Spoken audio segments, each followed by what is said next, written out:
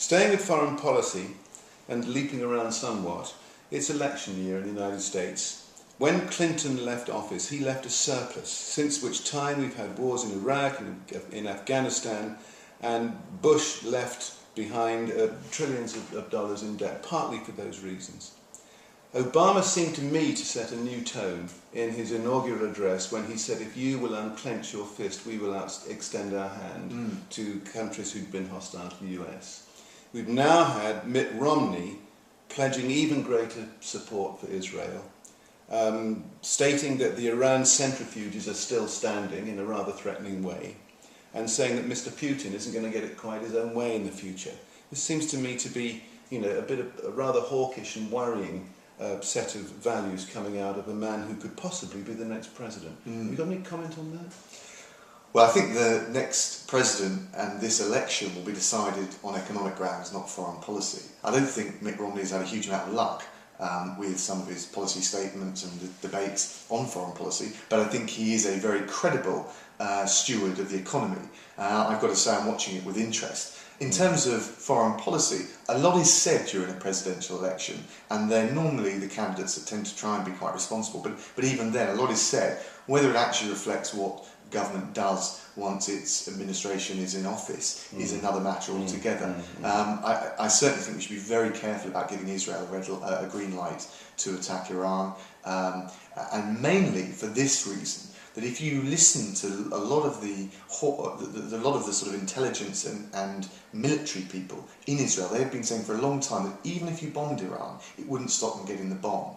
Now, that to me suggests is the backlash that we would get really worth the outcome of displacing or deterring or at least just postponing them getting the bomb. I think at some point we've got to look very carefully at that balance, and I certainly at this stage am not convinced that Britain should be supporting that kind of military attack.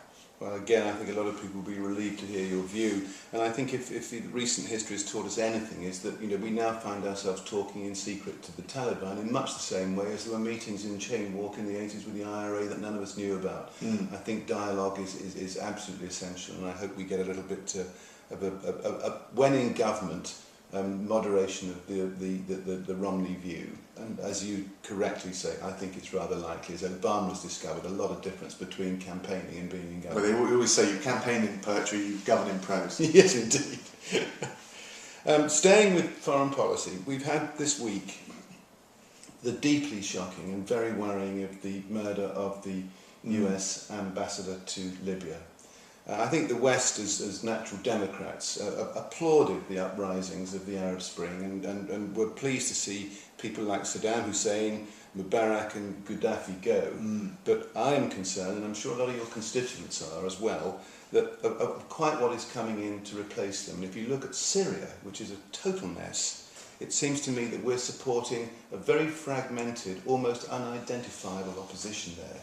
And we're getting into a very dangerous area. What are your thoughts about that, Dominic? It is always difficult when you've got effectively a civil war scenario to pick the sides, because the rebels tend to be, even if there are some legitimate or moderate ones amongst them, a ragtag bunch. I think in Libya what we were doing was really intervening on humanitarian grounds to save a city which at the time was facing mass slaughter. Of course, it's deeply regrettable that the ambassador has been killed. In that very same city. In the same city. But equally, if you get involved in these kind of conflicts and in these kinds of parts of the world, that is, unfortunately, one of the corollaries, or at least the risk of it. I think in terms of Syria, I think we need to be very wary. Syria is much more analogous to the Lebanon and the fractious sectarian makeup of the country.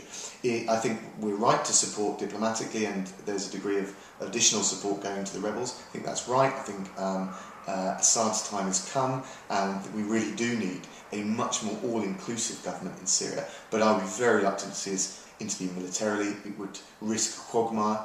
And I think the other thing I would say at the moment is the real kingmaker in that region still remains Egypt, at least on that side of the Middle East. And we've got a very tense and a very unstable situation still there. So, a lot of the news may be on Syria, maybe on Libya, but actually I think behind the scenes, a lot of the diplomatic work going to shore up democracy in Egypt is absolutely critical. Because what you really want in the Middle East is a success story.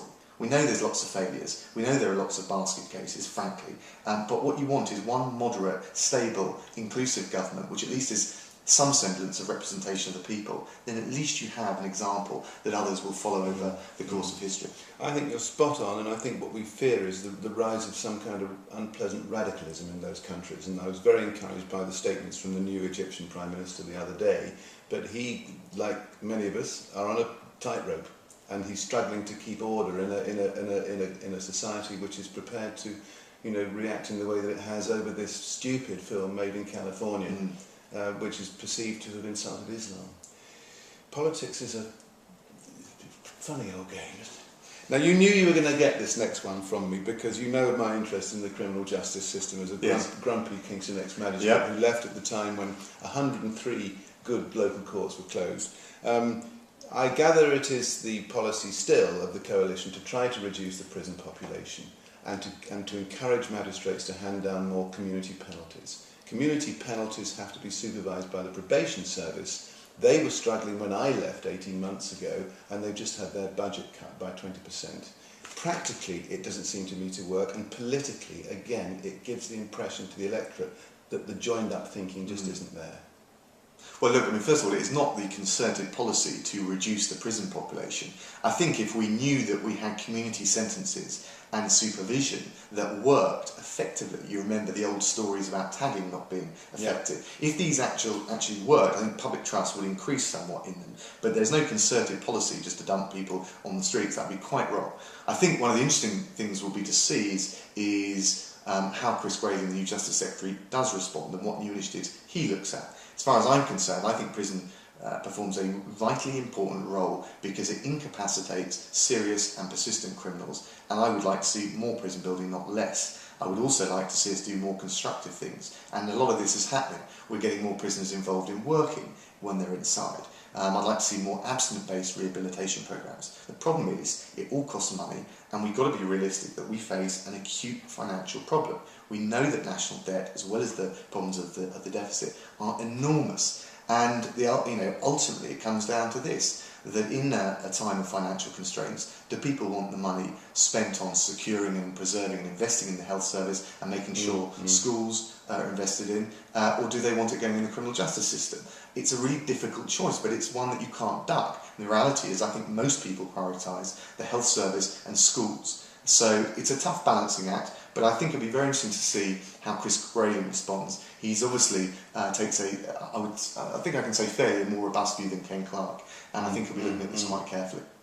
Well, I think in conclusion that I think when one thinks of the Conservative Party and within the coalition, some of the proud values are that the party stays the party of business and the party of law and order. And I think if there are strenuous efforts to react in policy making to those principles, then the current difficulties could well evaporate.